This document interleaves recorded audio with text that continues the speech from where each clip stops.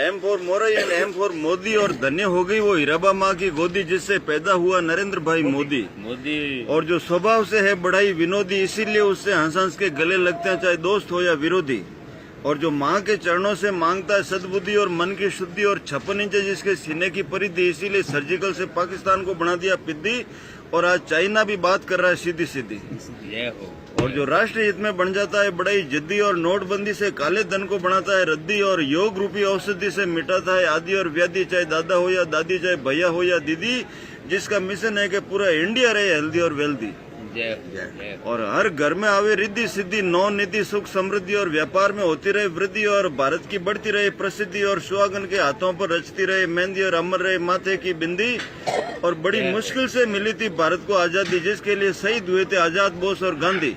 फिर भी डर डर के जी रही थी सरहद के गांवों की आबादी, और राजकोष की हो रही थी बर्बादी, और भ्रष्टाचार की चल रही थी आंधी।